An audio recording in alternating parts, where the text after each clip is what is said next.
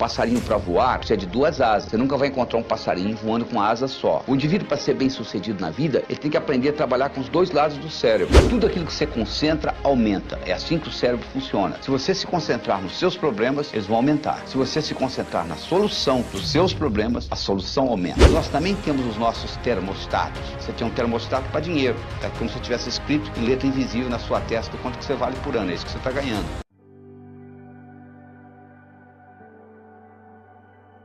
Do mesmo modo que você aprende física, você aprende química, você pode aprender a ser bem-sucedido. Para que qualquer coisa ocorra no seu universo físico, são necessários 3 componentes. São necessários querer, o saber e a oportunidade. Imagine que você queira atravessar um cabo de aço de um prédio para outro. Você queira, você sabe atravessar, mas não existe cabo de aço, você não vai conseguir. Vamos supor que você queira, existe o cabo de aço, mas você não sabe, é impossível, não é verdade? Se você sabe, se você tem o cabo de aço, mas hoje você não está afim, você também não vai atravessar. Então o que nós vamos mostrar aqui no Sucesso é como que nós criamos esse contexto onde esses 3 componentes se manifestam: o querer, o saber e a oportunidade. Se você continuar fazendo o que você sempre fez, você vai continuar obtendo o que você sempre obteve. Não é só assistir o vídeo, você vai ter que fazer alguma coisa diferente. Porque se fosse só assistir o vídeo ou só ler, você poderia ler a Bíblia e ir para o céu.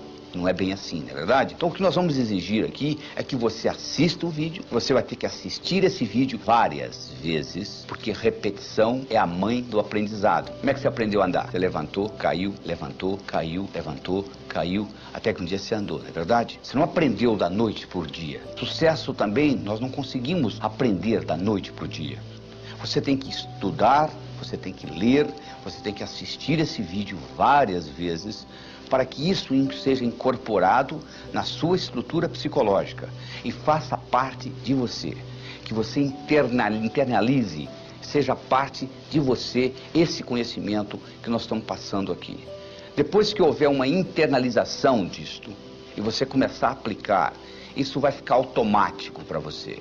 Então, do mesmo modo que escovar os dentes se tornou um hábito para você, sucesso pode se tornar um hábito. Mas para se criar um hábito, é necessário que pelo menos passe pelo seu cérebro aquele tipo de pensamento 21 vezes. O passado já passou e o futuro ainda não chegou. Então só existe o aqui e agora. Existem pessoas que se escondem no passado. Eu sou assim porque o meu pai fez isso, porque a mãe fez isso, porque a minha infância foi assim. A sua infância já passou. Não tem nada que você possa fazer a respeito. E não adianta você se preocupar com o futuro, porque o futuro ainda não chegou. Se você anotar todas as preocupações que você tem, mais de 99% daquilo que você se preocupa não vai acontecer nunca. Então você está perdendo tempo se preocupando com isso. Não é verdade? Então é isso que está aí. Você assista o vídeo, faça os exercícios, repita várias vezes e eu tenho certeza que a sua vida não será a mesma. Se você comprar um aparelho eletrônico numa loja, ele vem com um manual onde que liga, onde que desliga, como que regula. Não é verdade? Você recebeu isso aqui, que é a coisa mais sofisticada que existe no planeta. Chama-se cérebro. Tem 10 bilhões de neurônios, 100 trilhões de conexões nervosas. E você não está usando nem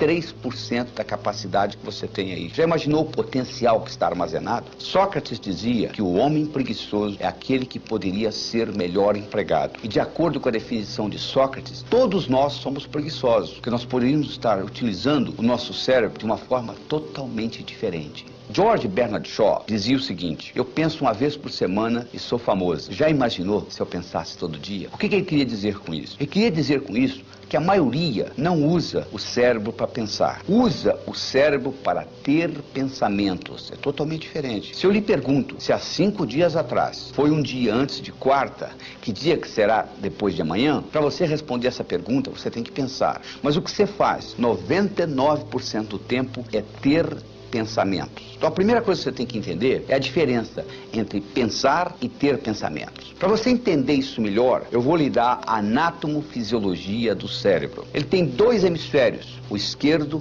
e o direito. O esquerdo armazena a razão, o direito armazena a emoção. Esses hemisférios, eles têm funções distintas. O esquerdo é digital, o direito é analógico. O esquerdo é analítico, o direito é sintético, o esquerdo pensa em preto e branco, o direito pensa em colorido, o esquerdo é detalhista, o direito é global. Você, por exemplo, tem um indivíduo que é muito cérebro esquerdo, ele se preocupa com detalhe, mas ele não vê o todo. Ele consegue ver a árvore muito bem, mas ele não consegue ver a floresta. O indivíduo que é cérebro direito, predominantemente, ele já faz o contrário. Ele consegue ver o todo, mas ele não consegue ver o detalhe. Ele consegue ver a floresta, mas ele não consegue ver a árvore. Então o que nós estamos fazendo aqui, nós temos que fazer um equilíbrio entre o cérebro esquerdo e o direito, entre a razão e a emoção. Todas as vezes que houver uma incongruência, uma discrepância entre o cérebro esquerdo e o cérebro direito, você paga um preço. Se você disser assim, cérebro esquerdo, eu vou roubar um banco, e o cérebro direito, a emoção disser, não faça isso não que é antiético, e você vai e rouba o banco, 10 anos depois você aparece com câncer, o que aconteceu? Houve uma incongruência, houve um conflito entre a parte esquerda e a parte direita do seu cérebro, houve uma depressão do seu sistema imunológico, e com isto você sofre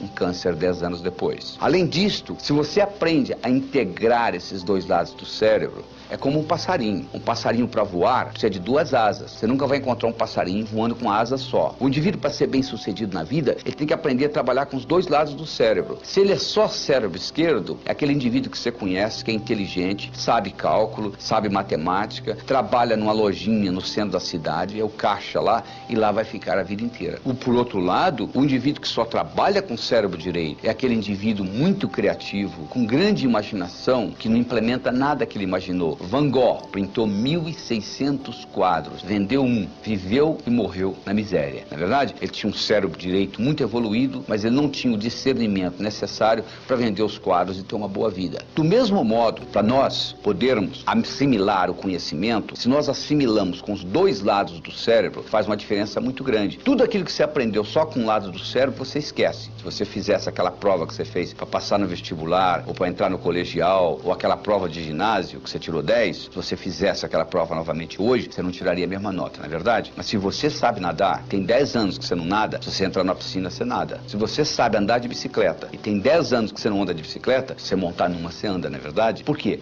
Andar de bicicleta, nadar, você aprendeu com os dois lados do cérebro. E aquilo que você fez lá na escola, você aprendeu com um lado só do cérebro. Por isso que você esqueceu. Então o que é que você faz? Você passa a vida inteira aprendendo, esquecendo, aprendendo, esquecendo, aprendendo, esquecendo. Mas mesmo assim, aprendendo e esquecendo, você está melhor do que aquele indivíduo que não aprendeu, não é verdade? Porque o conhecimento você esqueceu, mas sobrou alguma coisa. Sabe o que sobrou? A sua habilidade de pensar. Como é que você usa o seu cérebro para melhorar o seu discernimento, para você poder fazer decisões de uma forma melhor. Tem gente que tem dificuldade para fazer decisões. O indivíduo não consegue decidir entre uma coisa e outra. É como se uma parte do cérebro queria uma coisa, outra parte do cérebro queria outra. E ele acaba não decidindo por nenhuma das duas. E isso é muito importante se aprender na vida, porque a sua vida você está fazendo constantes decisões. E outra coisa importante que você tem que entender como o cérebro funciona, existe uma lei universal chamada lei do aumento. Tudo aquilo que você concentra, aumenta. É assim que o cérebro funciona. Se você se concentrar nos seus problemas, eles vão aumentar. Se você se concentrar na solução dos seus problemas, a solução aumenta. Então é muito importante você focalizar onde você quer gastar a sua energia. Henry Ford dizia, se você pensa que você pode, ou se você pensa que você não pode, de qualquer jeito você está certo. Porque uma vez que você está trabalhando com as suas crenças, você está sempre certo. Você já notou que você está sempre certo? Sempre você certo? A outra pessoa que não consegue entender? Porque você está partindo de um princípio que está codificado no cérebro. À medida que você começa a mudar essas percepções, você vai entender que percepção é realidade e tudo mais é ilusão. Força de vontade é aquilo que você faz no dia 31 de dezembro, falar no próximo ano eu vou fazer isso, eu vou fazer isso, eu vou fazer isso. Quanto tempo isso dura? Quase nada, não é verdade? Agora, se você está automotivado, a história é totalmente diferente. Você vai fazer acontecer. É isso que nós vamos provocar aqui. Nós vamos provocar uma automotivação para o sucesso. Existiu nos Estados Unidos um indivíduo chamado Andrew Carnegie. O Andrew Carnegie era na época dele o que o Bill Gates é hoje. O que o Bill Gates é para a era da informação, Andrew Carnegie foi para a era da industrial. O Andrew Carnegie era tão rico que ele deixou o dinheiro para construir o Carnegie Hall em Nova York. Ele deixou o dinheiro para construir a Carnegie Mellon University nos Estados Unidos. E o senhor Andrew Carnegie, um dia, num momento de reflexão, ele teve um insight. Ele disse, eu vou deixar muito dinheiro para o mundo, como de fato ele deixou. Mas eu gostaria de deixar para o mundo mais mais do que dinheiro. Eu gostaria de deixar essa habilidade que eu tenho, que tudo que eu coloco a mão vira ouro. Então ele resolveu criar a chamada ciência do sucesso, o que faz um indivíduo bem-sucedido. Como ele era um indivíduo muito ocupado e não tinha tempo para fazê-lo, ele contratou alguém que o fizesse. Ele saiu procurando alguém. Uma noite, numa festa, ele conheceu um jovem de 19 anos de idade, de nome Napoleon Hill. Ele ficou impressionado com a inteligência desse jovem e ele propôs para esse jovem trabalhar durante 25 anos desenvolvendo a ciência do sucesso. E durante 25 anos, Napoleon Hill teve a oportunidade de entrevistar 16 mil pessoas. Das 16 mil pessoas que ele entrevistou, 1.000 eram milionários. Dos 1.000 milionários, ele selecionou 500, que além de terem dinheiro, tinham saúde, boa vida familiar, paz de espírito, etc. E ele estudou profundamente as características desses indivíduos e comparou com o resto. Pessoas, de um modo geral, o que elas fazem? Elas se escondem no passado ou se escondem no futuro. É muito fácil você se esconder no passado. Você reclama que você é do jeito que você é por causa das circunstâncias da sua infância, do modo que seu pai lhe batia, sua mãe te tratava, etc. Ou você pode se esconder no futuro, se preocupar com as coisas que vão acontecer. Você já prestou atenção na palavra preocupar? Pré-ocupar. O que é pré-ocupar? É você ocupar a sua mente antes da hora. Se a sua mente estiver ocupada, você não tem tempo de pré-ocupar. E como é que você ocupa a sua mente? Se comprometendo em fazer uma diferença na sua vida. Se você hoje de manhã teve no café da manhã ovos com presunto, a galinha que botou os ovos estava envolvida no seu café da manhã. O porco estava comprometido. Ele deu a vida pelo presunto, para ser transformado em presunto. Entende a diferença? No seu cérebro não existe futuro. Sabia disso? Você já acordou amanhã? Não, é sempre hoje. Exatamente isso. Se você não gosta de você, o mundo não vai gostar de você. O seu desempenho, tanto pessoal quanto profissional, nunca será maior do que a sua autoimagem. Como melhorar a sua autoimagem? Como melhorar a sua autoestima? Até a idade, 8 anos, você recebeu aproximadamente 100 mil não. Não faça isso, não faça aquilo, não faça aquilo. Crianças com 4 anos de idade, microgravadores colocados na orelha para escutar, gravar o que elas escutam em 24 horas. Para cada elogio, elas receberam 9 repreensões. Então o que acontece? A sua autoestima, que nasceu direitinho, ela começa a ser lesada. Você tem que continuar vivendo. Então, como mecanismo de compensação, você faz compensações e que leva a deformações. Conclusão, você passa a ter 2 personalidades. Uma que você apresenta para os outros e a outra que é a sua lá, que você não quer mostrar para ninguém. Você gasta uma energia vital enorme tentando separar uma da outra. E isso tudo é codificado linguisticamente. E existe uma conversa dentro da sua cabeça o tempo todo, chamado self-talk, que determina isso. E eu vou lhe provar isso agora. Imagine a seguinte situação. Imagine que eu colocasse aí onde você está assistindo esse vídeo, uma tábua de 40 centímetros de largura e 10 metros de comprimento. E eu colocasse no chão e solicitasse que você andasse nessa tábua de um lado para o outro. Você conseguiria? Provavelmente sim. Agora eu pegaria essa tábua e colocaria essa tábua entre os 2 prédios Twin Towers do World Trade Center em Nova York, 2 prédios mais altos de Nova York. E agora eu solicitaria que você atravessasse essa tábua de um lado para o outro. Você faria? Provavelmente não. Mas fisicamente você consegue fazer. Você não fez lá, não andaria no chão? O que acontece? Imediatamente vai aparecer no seu cérebro chamado self-talk. Olha, você vai escorregar, ó, você vai cair, ó, vai ventar, não é verdade? Você nunca deixou de fazer nada na vida porque o seu peito doeu, ou porque o seu braço doeu, ou porque a sua perna doeu. Você deixou de fazer alguma coisa na vida, que alguma coisa aconteceu dentro do seu cérebro, não é verdade? Pois é, isso tem muito a ver com a codificação que você tem da sua autoestima. Porque essa autoestima foi gerada através do seu crescimento, do seu desenvolvimento. Nos primeiros 7 anos de vida, você não tinha capacidade cognitiva. O seu cérebro funcionava como se fosse uma esponja. Você estava consciente, mas você não estava consciente que você estava consciente. Essa é a verdade. Então a religião que você tem, os preconceitos, as suas crenças com relação a dinheiro, a Deus, a amor, a saúde, a velhice, tudo isso foi codificado nos primeiros 7 anos de vida. Dos 7 aos 14, você entrou na fase de modelação. Você começou a modelar os outros. Você começou a copiar o comportamento das pessoas. Se a sua mãe dizia, não minta, mas você ouvia ela mentindo pro vizinho, você chegava à seguinte conclusão, mentir é válido. Ou seja, você incorporava o comportamento e não o que as pessoas estavam dizendo. E você começou a fazer julgamentos. Por volta dos 14 anos, você entrou na terceira fase, que é a chamada fase de socialização. Você começou a se socializar com os outros. E teoricamente, teoricamente, somente teoricamente, você completou isso por volta dos 21 anos. Eu digo teoricamente porque eu encontro pessoas com 50 anos de idade que ainda não saíram de casa, emocionalmente. O pai já morreu, a mãe mora a 2.000 quilômetros de distância, mas a pessoa ainda não saiu de casa emocionalmente. Então nós temos que voltar lá e reestruturar essa criança, que nunca tem mais do que 7 anos de idade. Como que isso foi estruturado neurofisiologicamente? Do seguinte modo, na base do seu cérebro, você tem uma estrutura chamada substância reticular ativadora ascendente, que é abastecida pelo saldo exergônico do bioquímico celular. Estou falando difícil. O que é isso? Significa que se eu levanto a mão, eu libero mais energia do que é necessária para levantar a mão. Parte dessa energia vai pelo sistema nervoso e ativa essa substância que ativa o cérebro. Então o seu cérebro se mantém acordado graças à substância reticular ativadora ascendente. A segunda função da substância reticular ativadora ascendente é funcionar como se fosse uma secretária executiva do seu cérebro. O seu cérebro não pode prestar atenção em mais do que 5 a 9 coisas de cada vez. Você não estava prestando atenção no dedão do seu pé direito,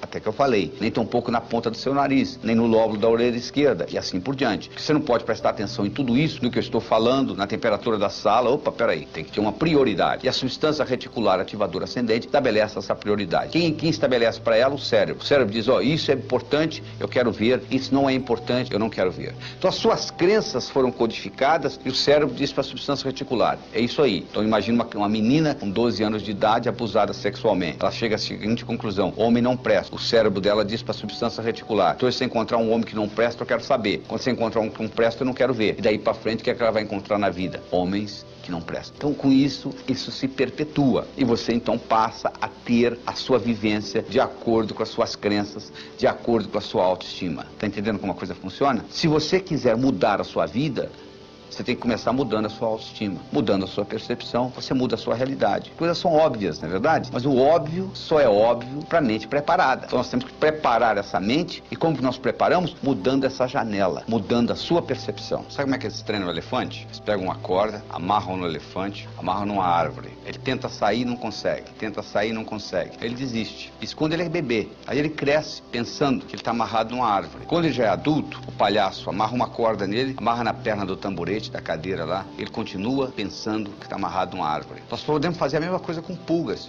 Você coloca a pulga dentro de um jarro, fecha o jarro, a pulga não gosta de ficar dentro do jarro, ela pula, volta, ela bate na tampa do jarro, até que ela começa a se machucar, ela começa a pular um pouquinho mais baixo. Depois que ela está fazendo isso, você vai lá e tira a tampa do jarro, ela nunca mais pula fora do jarro. Você não está acreditando? Faça experiência em casa. Você não precisa fazer experiência em casa, é só olhar no espelho. Quantas coisas você codificou na infância que você continua carregando com você, que são totalmente obsoletas? Nós somos animais linguísticos. Linguagem nos diferencia dos outros seres e nos faz humanos. Nós temos 2 tipos de linguagem. Nós temos uma linguagem geração e uma linguagem que não geração. Se eu disser para você, a temperatura dessa sala está quente, mudou alguma coisa no universo? Absolutamente nada. A temperatura continua a mesma, não é verdade? Isso é uma linguagem que não gera ação. Agora, se você estivesse aqui e eu dissesse para você, segura essa caneta, por favor, e você segurasse, a caneta teria passado da minha mão para a sua. O que aconteceu? Aconteceu uma ação. Essa linguagem, solicitação, gerou uma ação. Você quer ver uma outra linguagem que gera ação? Declaração.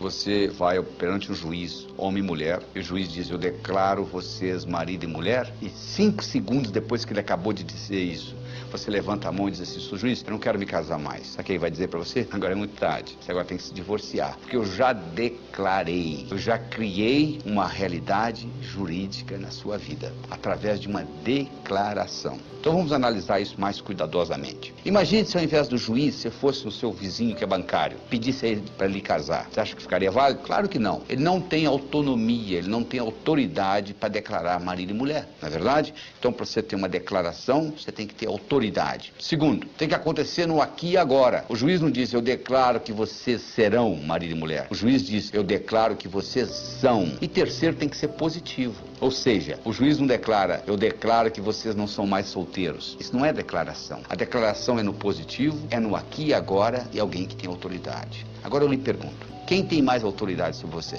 Você. Então você tem a possibilidade de recriar você linguisticamente. Esta é a verdade. E como é que você recria você linguisticamente? Declarando. Eu declaro que sou inteligente. Ser fazer, ter. As pessoas pensam que é o contrário. Se eu tivesse inteligência, não, eu declaro ser inteligente. Eu passo a fazer o que gente inteligente faz, eu passo a ter inteligência. Eu declaro ser próspero, eu passo a fazer o que gente próspera faz, eu passo a ter prosperidade. Por isso que o ser vem antes do ter. Porque se você tiver o ter sem o ser, não pertence a você. Eu declaro ser a força criadora na minha vida. Significa que tudo que ocorrer de bom e tudo que ocorrer de ruim, eu sou responsável. Eu declaro ser saudável, fisicamente, mentalmente, emocionalmente, espiritualmente. Eu declaro ser sincero para comigo mesmo. Eu declaro ser livre. Significa que eu sou livre, você é livre. Eu tenho direito de pensar o que eu quiser, você tem o direito de pensar o que você quiser. Então, à medida que você vai fazendo isso, você vai mudando a cibernética do seu cérebro. Nós também temos os nossos termostatos. Você tem um termostato para dinheiro, tá? Como se tivesse escrito em letra invisível na sua testa o quanto que você vale por ano, é isso que você está ganhando. Tem um termostato para saúde, você tem um termostato para relacionamentos, e você pode modificar esse termostato através da linguagem e através da visualização. Se você visualiza e sabe visualizar com nitidez, se você sabe visualizar a cores, isso tem um impacto enorme nesse termostato. Deixa eu contar para você uma história com relação a termostato. Era uma vez um indivíduo que era o melhor corretor de imóveis que você poderia encontrar. Ele só ganhava $30 mil por ano. Nos Estados Unidos isso não é muita coisa. Um dia ele foi hipnotizado. Durante a sessão hipnótica descobriu-se que quando ele tinha 7 anos de idade o pai dele tinha morrido e a companhia para a qual o pai trabalhava tinha dado uma cerimônia e tinha convidado dele e a mãe, tinha havido um discurso quanto o pai dele tinha sido honesto, trabalhador, dedicado, etc, etc, etc, e foi dado à mãe um envelope que era o seguro de vida do pai, que ela abriu o envelope, tirou o cheque, $30 mil, e ele com 7 anos de idade olhou e concluiu: um indivíduo honesto, trabalhador, dedicado, vale $30 mil por ano, ele concluiu. Trazido de volta da sessão hipnótica e trabalhado com essa tecnologia que eu estou trabalhando com você aqui agora nesse vídeo, esse indivíduo na semana seguinte dobrou o que ele ganhava, na semana seguinte ele triplicou, na semana seguinte ele quadruplicou. Um ano depois, ele ganhava $1 milhão por ano, fazendo o que ele sempre soube fazer, levantando a mesma hora que ele sempre levantou, indo dormir a mesma hora que ele sempre foi dormir. Sabe o que mudou? O termostato dele. Essa que é a diferença que faz a diferença. É essa mudança de termostato. Isso é que é importante, essa mudança. William James, que é considerado o pai da psicologia moderna, ele foi um filósofo, um psicólogo, professor da Universidade de Harvard. Ele tem uma frase famosa que é a seguinte: o passarinho não canta porque está feliz, ele está feliz porque canta.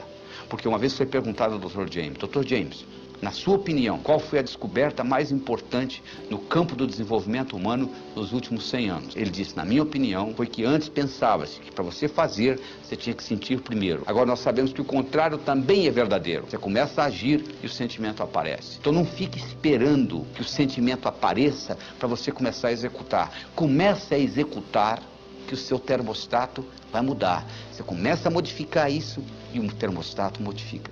E é com isso você recria o seu passado. Imagina a seguinte situação: você pega um cigarro, você leva ele aí fora, coloca ele contra a luz solar. Você acende o cigarro?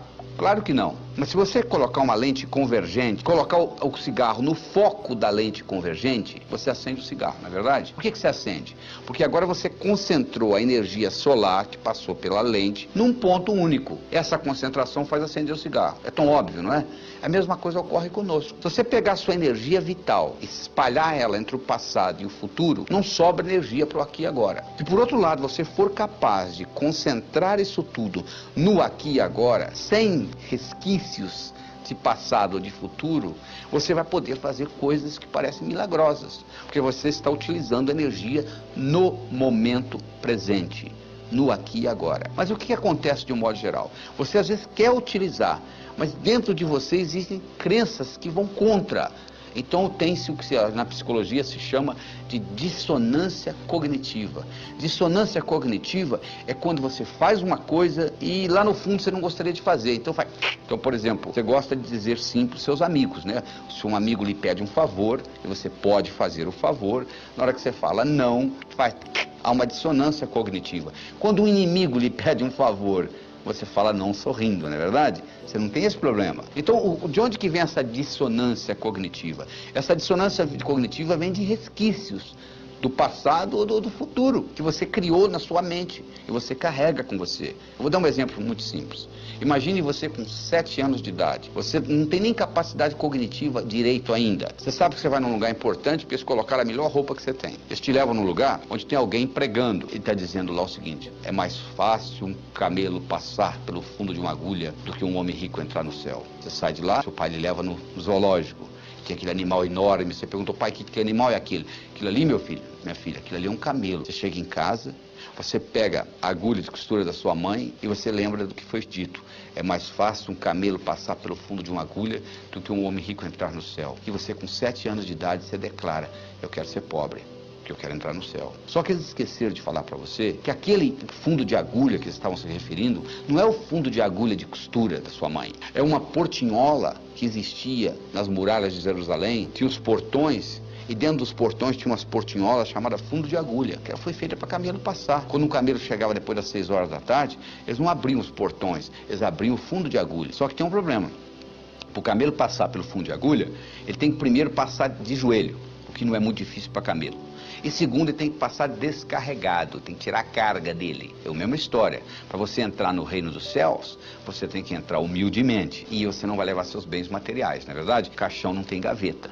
Mas entre isso e você não entrar no céu é bem diferente. Mas se você criou esta crença, e agora você está no aqui e agora, trazendo essa crença com você, quando você começa a ganhar dinheiro, começa a ver o que eu chamei de dissonância cognitiva, porque você tem agora 2 crenças, uma que você quer ganhar dinheiro e outra que gente rica não entra no céu. Então aquilo entra, uma começa a fazer sabotagem da outra, e você então começa a fazer o que nós chamamos de racionalização. Você começa a criar racionalizações. Ah, dinheiro não é importante. Quem fala que dinheiro não é importante vive numa outra realidade, porque você vai na cadeia, 99% das pessoas estão lá por causa de quê? Problema de dinheiro. Por que as pessoas se divorciam? Mais de 85% é por causa de briga de como gastar o dinheiro que eles ganham. Então você vai falar que dinheiro não é importante?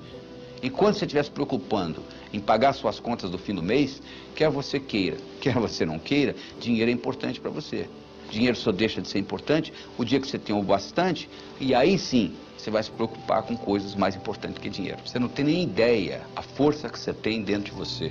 É igual um iceberg. O iceberg está 10% fora da água e 90% dentro da água. Você olha na superfície e você vê só aquele pouquinho. É a mesma história.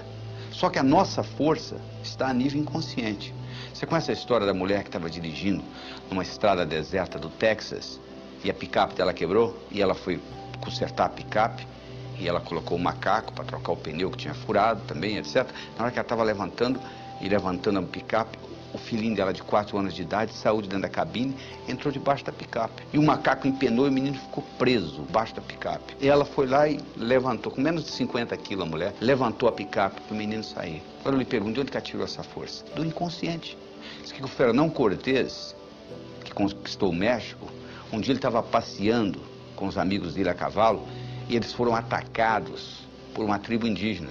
E eles começaram a matar o pessoal, os índios inclusive flecharam o cavalo morreu, e o Fernando Cortés saiu correndo, e os índios atrás, e ele pulou um desfiladeiro.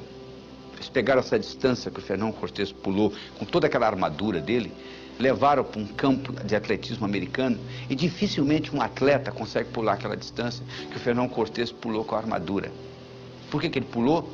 Porque ele estava motivado, ou ele pulava ou ele morria. De onde que ele tirou essa força? Ele tirou essa força do inconsciente. Então você tem que aprender a usar esse tipo de força. Você tem que acertar por dentro para depois acertar por fora.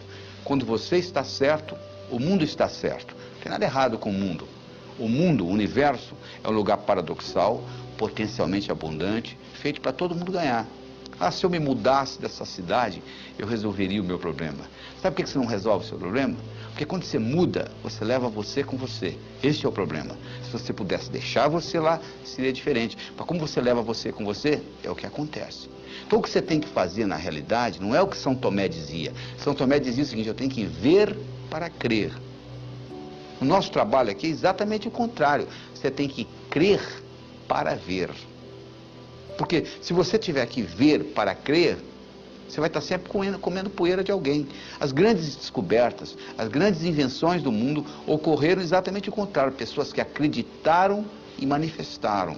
Então você tem que mudar esse paradigma, você tem que fazer uma mudança no seu pensamento, você tem que passar a acreditar, porque você só vai ver aquilo que você acredita. Então, para você mudar isso e passar a acreditar em coisas que você não acreditava antes, você tem que mudar o seu modo de pensar.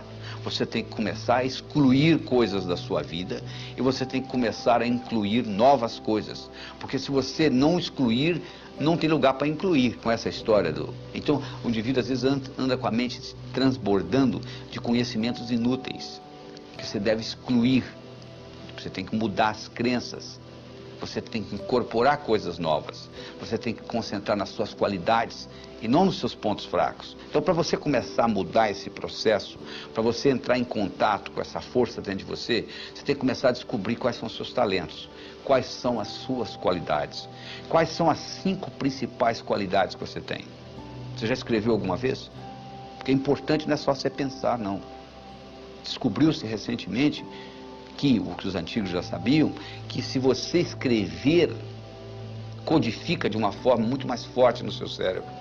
Então eu recomendo que você faça um exercício de casa, faça uma tarefa de escrever as suas 10 qualidades. Você pode escrever qualidades que você já tem e gostaria de aumentar, ou qualidades que você não tem e gostaria de incorporar. Porque à medida que você faz isso, à medida que você entra em contato com essas suas qualidades, o que vai acontecer é que você vai conhecer cada vez mais essa força que existe dentro de você. E o segredo não é você se comparar com os outros, é você se comparar com você mesmo e acompanhar a sua evolução. Porque se você começa a se comparar com os outros, sempre vai ter alguém mais bonito que você, sempre vai ter alguém mais forte que você, sempre vai ter alguém mais jovem do que você, sempre vai ter alguém mais rico do que você. Então você vai estar sempre frustrado. Agora, se você compara com você mesmo e acompanha a sua evolução, isso serve de estímulo para você continuar evoluindo. Então, além das suas qualidades, eu gostaria de saber dos seus hábitos, quais que você quer excluir, quais que você quer manter e quais novos hábitos que você quer incluir na sua vida, na sua tarefa diária. E lembre-se, algo para se tornar hábito tem que ser feito, pensado, manuseado pelo menos 21 vezes. Então você, para criar um hábito, você tem que pôr energia nisso. E depois desse hábito criado, por exemplo, se você criar o hábito crer para ver, ou seja, eu acredito para manifestar, teste isso na sua vida. Crie alguma coisa e procure manifestá-la. Tudo no universo físico é criado 2 vezes. Primeiro você cria, depois você manifesta. Você entendendo esse processo é fundamental. E lembre-se da história do executivo. Se você está certo, o mundo está certo.